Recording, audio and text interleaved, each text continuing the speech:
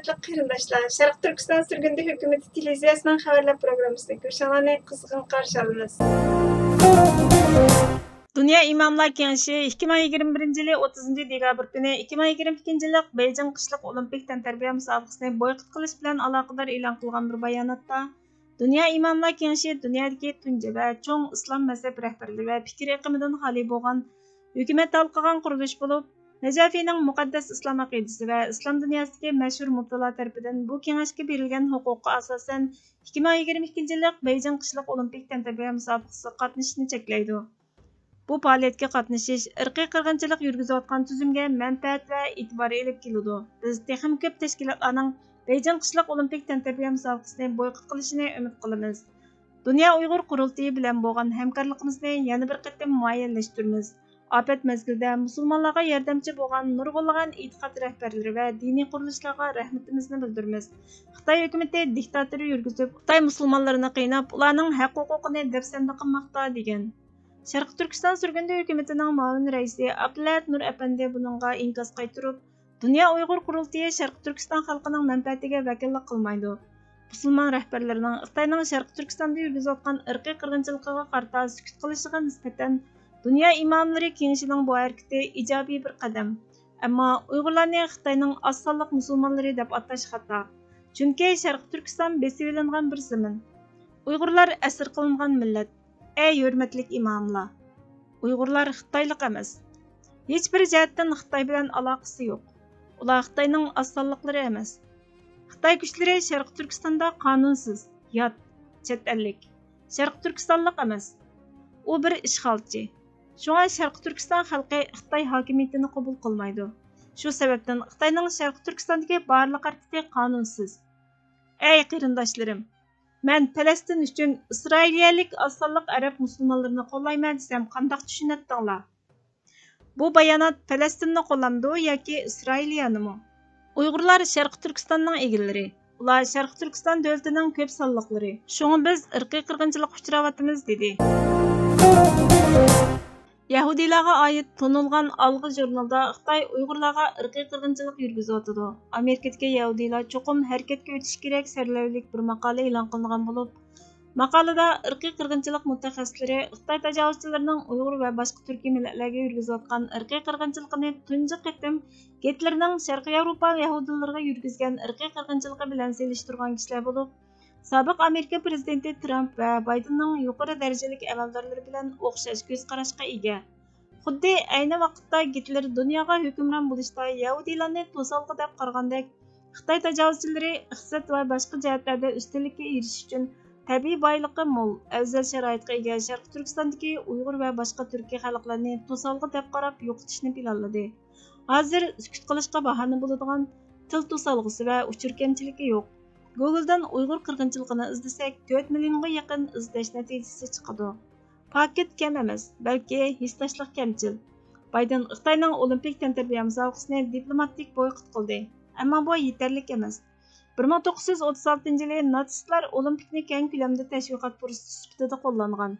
Natsistlar hokimiyati muvaffaqiyatli holda o'yindan foydalanib nurg'unlagan chet ellik tomoshabinlar va jurnalistlarga kuchlik oliyjanob bir Germaniya obrazini his qildira olgan. Xitoy hokimiyatiga bu fursatni berishga bo'lmaydi.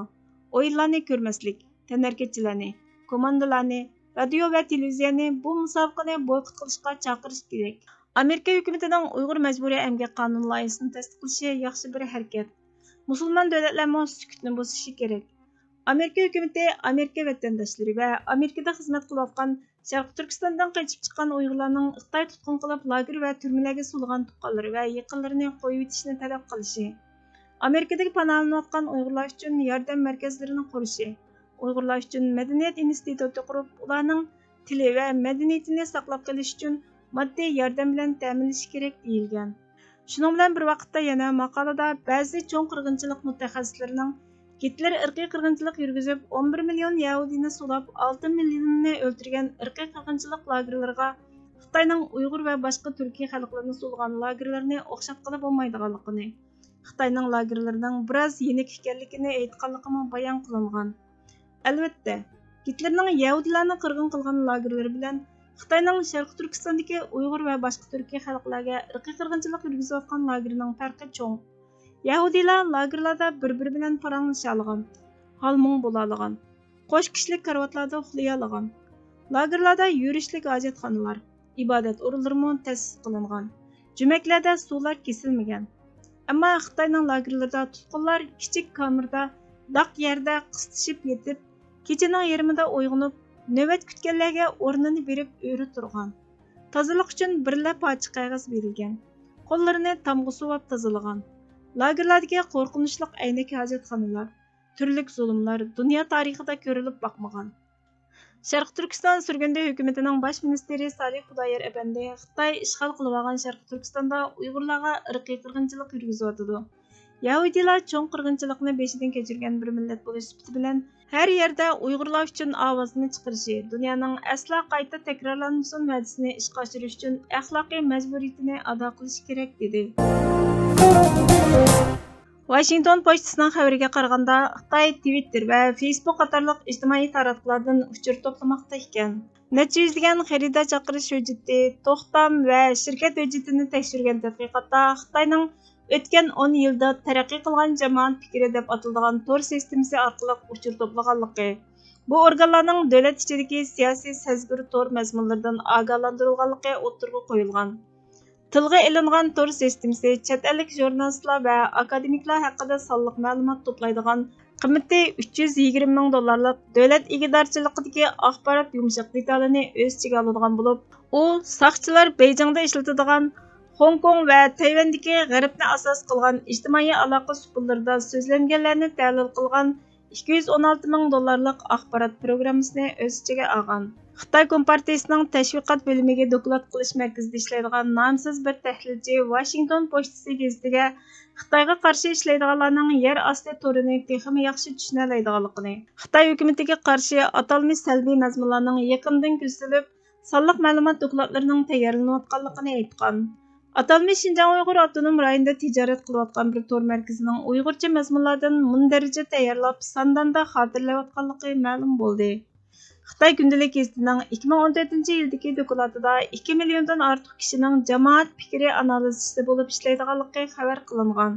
2018-yildagi dokladga qaraganda, tilga ilingan tor sistemasining necha 10 milliard Xitoy puliga arziydiganligi va har yili 50%lik surat bilan ishlayotganligi o'ttirg'a qo'yilgan. Xitoyning sonliq ma'lumotlarni yig'ish va isqoqlash sistemasining chet ellardami ishlatilayotganligi bayon qilindi. 1941 yili 22 iyun kuni Gitler bir frontdagi urushga qarta mundaq deydi. 3 oy o'tib bo'lguncha biz Rossiyaning gumron bo'lishidan iborat dunyo tarixida ko'rilib boqmagan hodisaga shohid bo'lamiz. Uning bu so'zi sobiq Sovet ittifoqini qattiq vahimaga soladi. Hatto Stalinmo nima qilarini bilmay, Moskvadagi dachasida bir haftagacha hech kimga ko'rinmay qattiq kongress ichida qoladi. Shu vaqtda Sovet siyosiy bürosikilar uni yo'qlab, uningdan vatanini qutqizib olishni o'tinadi. Shuning bilan u hushiga kelgandek bo'lib, qaytadan jonlanib, tarixda mashhur mono inkasni qaytardi. Moskvani adoqqicha qo'g'daymiz. 1941 yili 7 noyabr kuni Qizil maydonda Sovet Qizil armiyasining paradini ko'zdan kechirayotgan Stalin xalqiga yana mundaq deb xitob qiladi. Dushman xuddi bir qism ushoq ziyolilar ta'sirlagandek u qadar kuchli emas. Alvasti ta'sirlanganidek u qadar qo'rqinchli emas. Kim bizning Qizil armiyamizning maqtalgan German qo'shinlarini qo'rqitib qochirayotganligini rad qila oladi? German bosqinchilari oxirgi tirishchanligini ko'rsatib qattiq qiynalyotdi. Shaksizki, Germaniya uzunga chidamaydi. Bir qancha oy, yarim yil yoki ehtimol yana 1 yildan keyin Hitler Germaniyasi o'zining jinoyatlarining besimidan chek-chekidan bo'siladi. German armiyasi tarafidan qatma-qat qo'rshovga ilinib, mavjud bo'lishi qosh bilan kirpik orasida qolgan Sovet ittifoqini qutqizish uchun Stalin yana barliq imkonlarning hammasini, hatto Moskvada taqilib qolgan Rus Ortodoks cherkovining boblarini ishga solib, xalqning dushmanga bosh egmas ro'yini saqlab qolishga butun kuchi bilan tirishdi va oxiri zafar quchdi. Yuqorqi misoldan shuni ko'rib olishga bo'ldiki, bir davlat, bir millatning hayoti yo'qolish xavfiga duchor bo'lganda, ularni tinidili emas, balki yana ro'yidan tutib turish intayin muhimdir. Ro'yidan tutib turish uchun ularning ro'yidagi eng oxirgi qudratni, o'ziga tayinish nuqtasini qo'zg'atish kerak.